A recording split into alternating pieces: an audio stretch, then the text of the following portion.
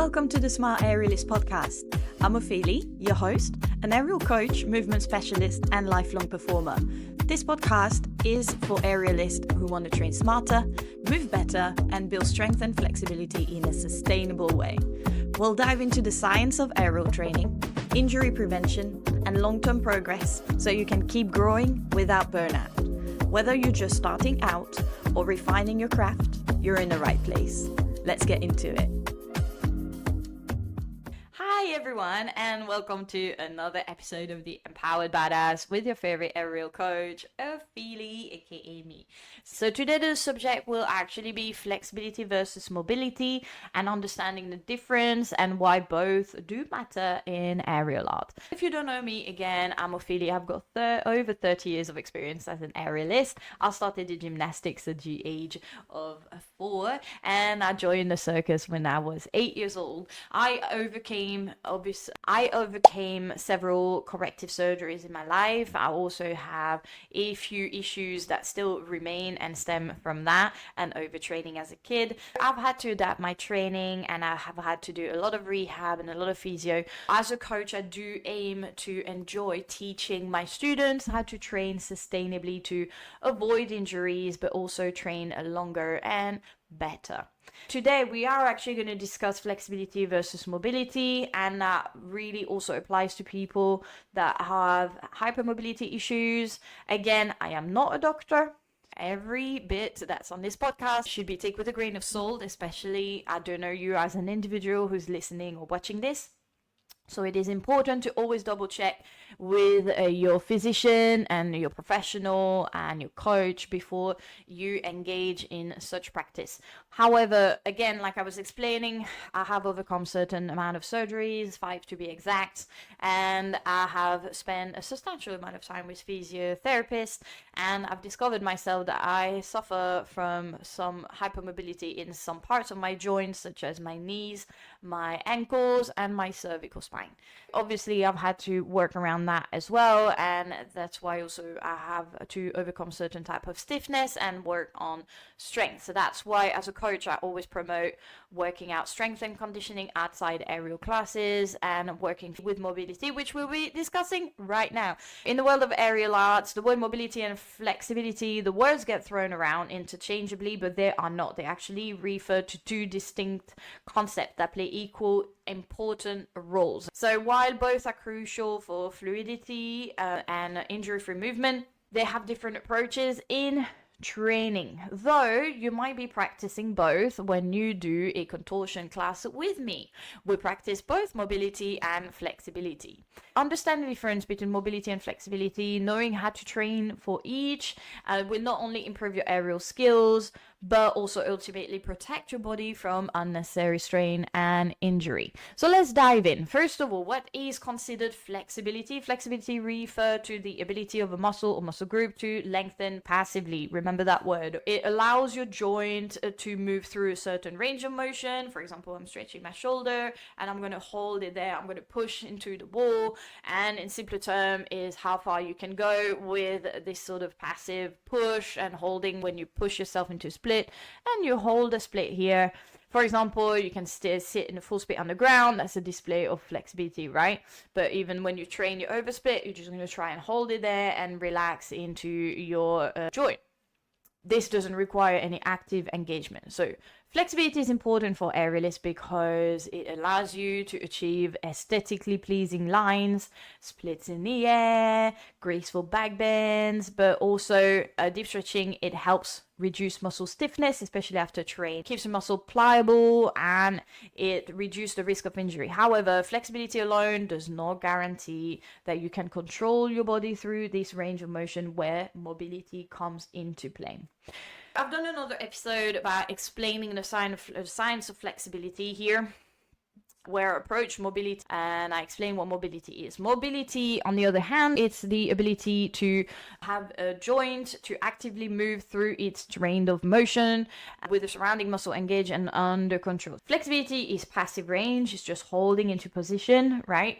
The mobility is active control. In contortion, we do mobility and end range conditioning. That means that we train mobility at the end range. That means we're like strengthening where you passively can go, and then we're strengthening the joint at this range here. We just take it a little bit back, we strengthen the area, and then we enter again passive stretch. So again, this is not applicable to every person, especially hypermobile people. Hypermobile people generally are not so recommended to do a lot of passive stretching because they do tend to rely on their hypermobility and just stay there and eventually strain their joints because they have longer ligament and longer connective tissue, but that doesn't mean they have the controls. Mobility is actually learning to actively get that controls. For example, if you are able to do a split, but when you lift your leg up in the air, it doesn't really come up here, that means you lack mobility. You can have passive range, but you might not be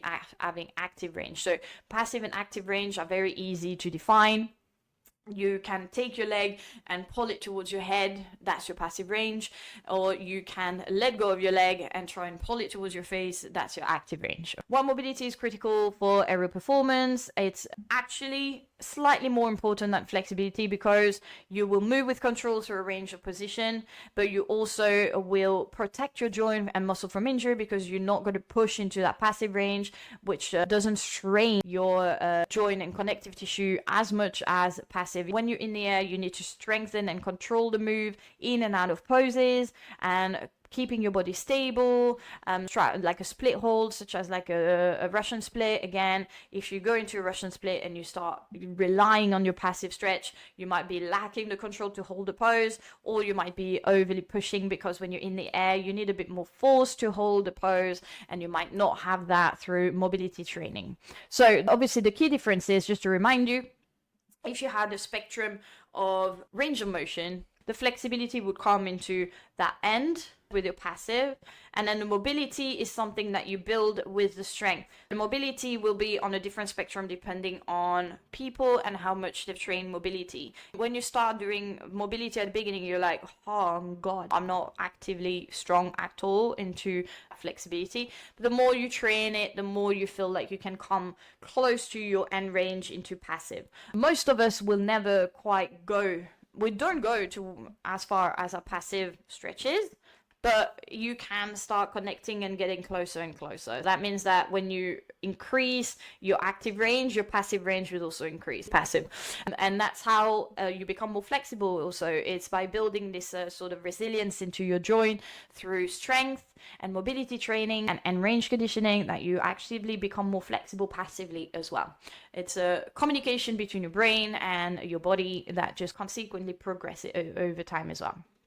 So passive, flexibility, active is mobility. All right.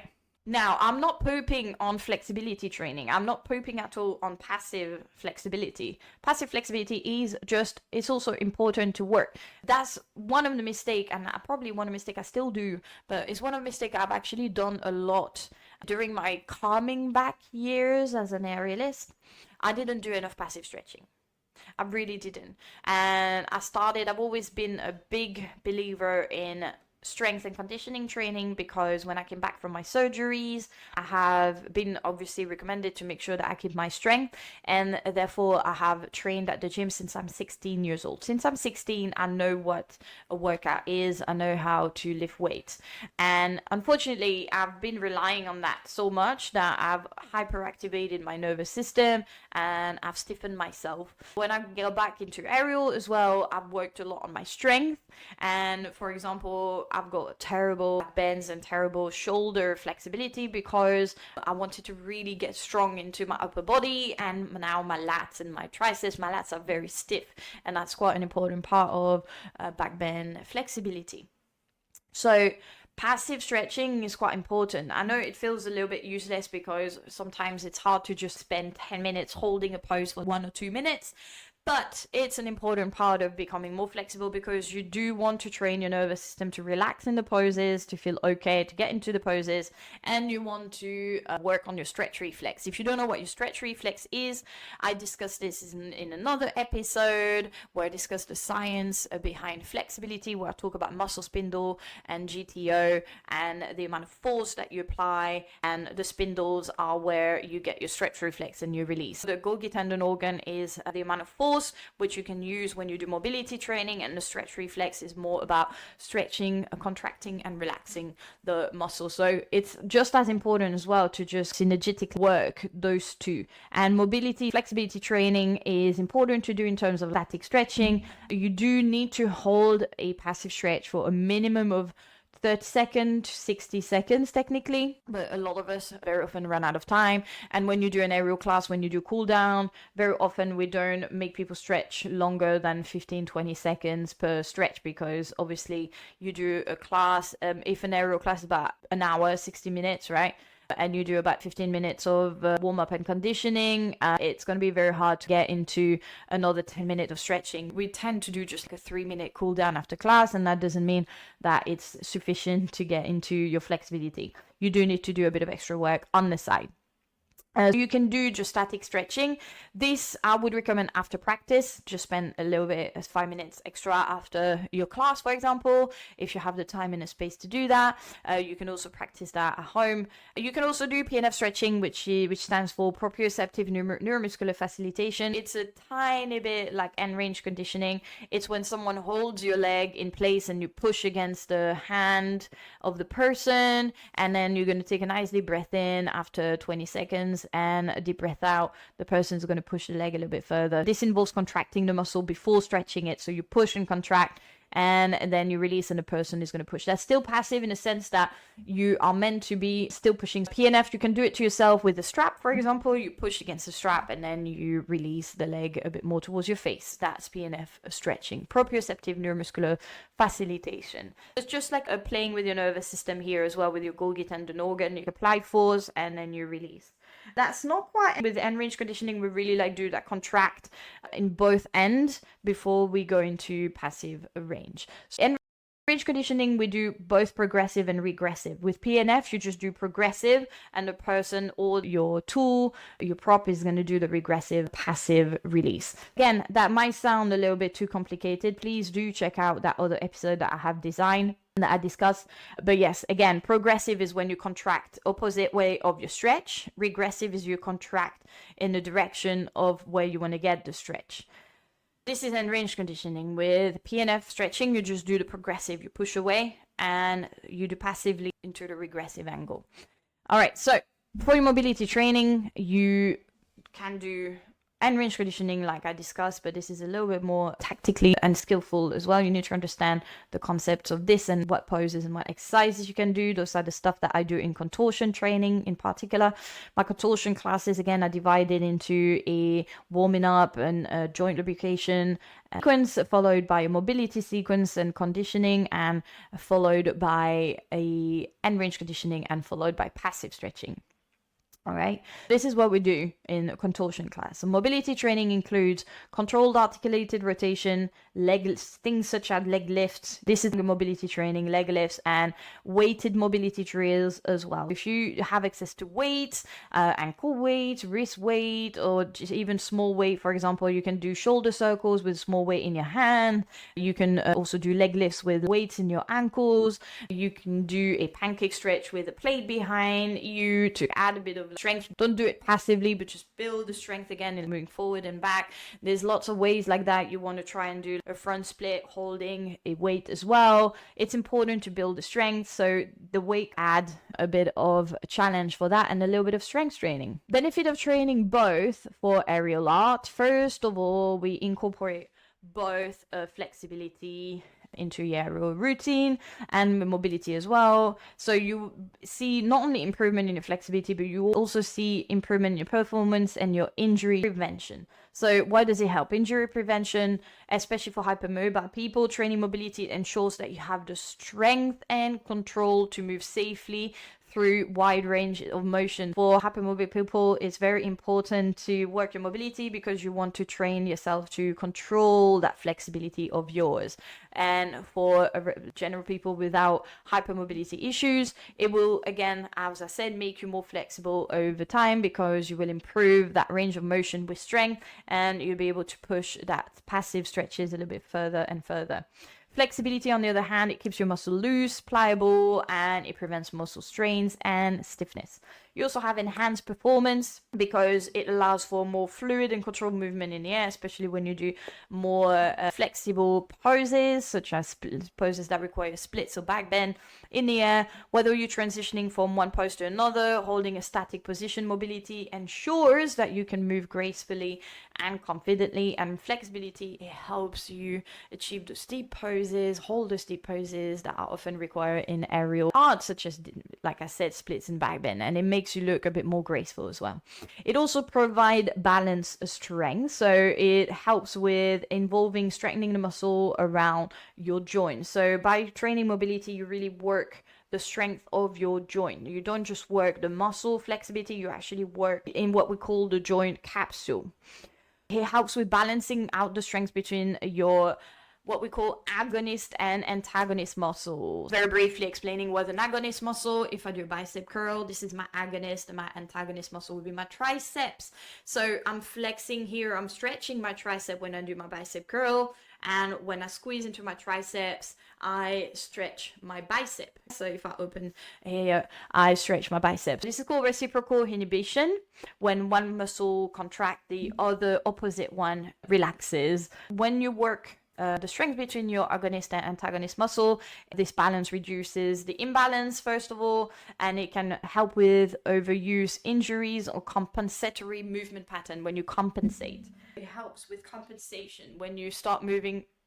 For example, you want to open the shoulders, but you have tight shoulders and you start arching the back and you start flaring the ribcage, that's compensation. If you have a tight hamstring and you start rounding your lower back instead of hinging properly at your hips because your hamstring are tight, that's compensation. Working mobility and flexibility helps with that. For beginners, it's important for you to understand those two concepts because it's important to build your foundation of both mobility and flexibility early. Like I said, I made the mistake of not working on my passive flexibility enough when I first came back to aerial art. Understanding that difference can be a game changer because some of you can start with a sort of flexible advantage but have very little active flexibility, aka mobility. You can come with either good flexibility but lack of control, or good strength but limited range. Yes, some people can come and be like, I have zero flexibility, but they have a lot of strength. So it's understanding, again, what do you need to work on. Very often I'd say I do train people with mobility and flexibility that also do CrossFit, and quite a few of those people come with a lot of stiffness, but they have strengths. We have to work in a way that works for them. It's important for you to understand where you're at as an aerialist, and also try to also develop both mobility and flexibility from the start. It helps prevent many common issues like hyperextending certain joints, and then obviously when you hyperextend certain joint, you strain your ligaments and your tendons over time.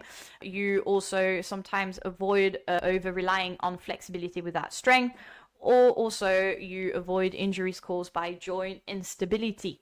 This will really help as well. It's easy for beginners to also focus only on passive stretching.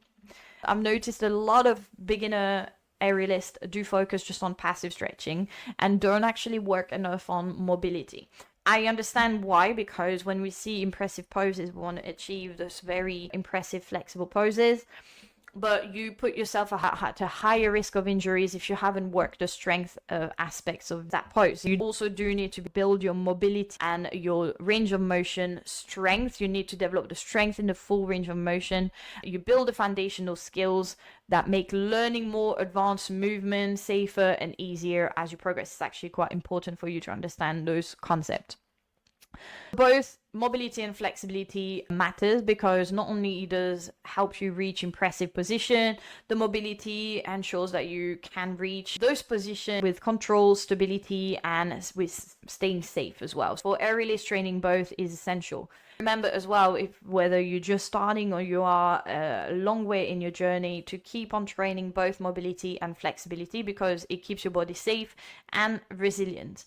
By incorporating both targeted flexibility and mobility exercises, you will improve the range of motion and reduce your injury risk, and you will make your aerial training more sustainable. I do have some mobility and flexibility tutorials and flows in my YouTube channel, so make sure you go and check that out, because they are available and they are made for you. There will also be some programs in my app from the Aerialist Performance Lab that would be related to developing both flexibility and mobility. So just to approach a very quick sidebar on hypermobility again. Hypermobility is having a greater than average range of motion than a regular person, and it can feel like an advantage as an aerialist. A lot of aerialists can be hypermobile. It seems like you can really achieve really impressive shape and poses, and it's great, but however, when you rely too much on that flexibility without the focusing on the control and the strength,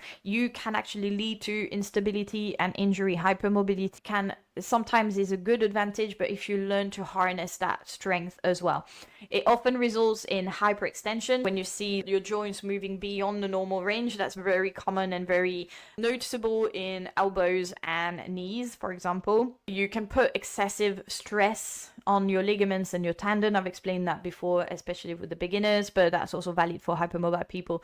That's why it's crucial for hypermobile people to really develop the strength through prioritizing mobility training and building the strength around their joints. With hypermobile people, you do want to work the mobility, and I do recommend a strength program at the gym as well for hypermobile people, because developing the strength to control your range of motion, it will help protect your body and ensure long-term aerial success and sustainable aerial training as well.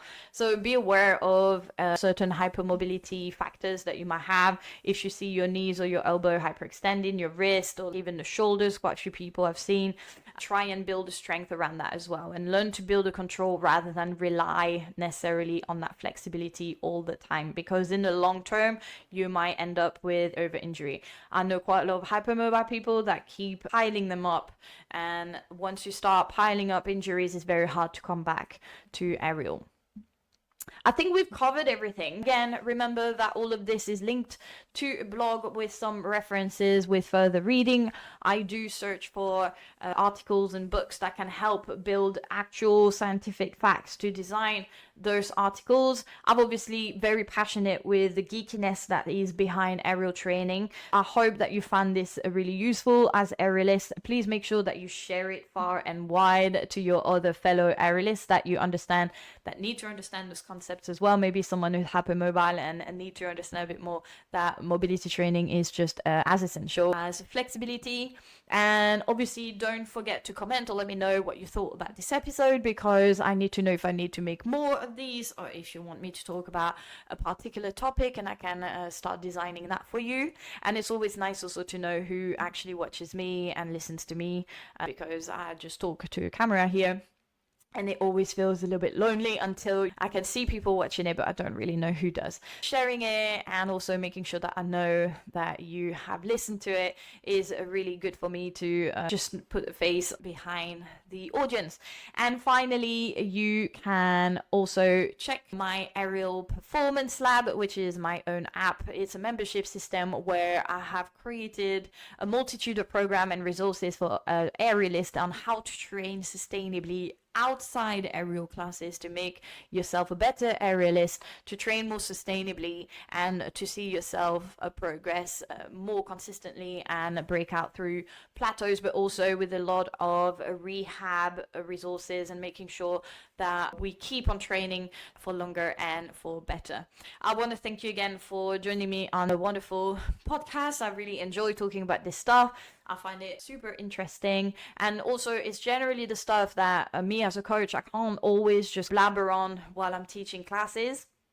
I do enjoy having the time and space to dive a little bit deeper into the subjects and really explain to you the intricacies of our bodies and how amazing they are in performing such a thing as aerial arts. I hope that you enjoyed this, and I will see you in the next episode. Bye. I also want to remind you that there is a treasure trove of free content that you can access and I create for you. First of all, with every episode you will see there are show notes where you can access the block that relate to this episode. The block dives a little bit deeper into details and also provide added references for you, some extra reading and some science papers that have inspired those episodes and those blogs. Second of all, you can also check out my YouTube channel where you will find a lot of workouts and flexibility, conditioning and strength exercises that are suited for aerialists in particular, but just not aerialists as well.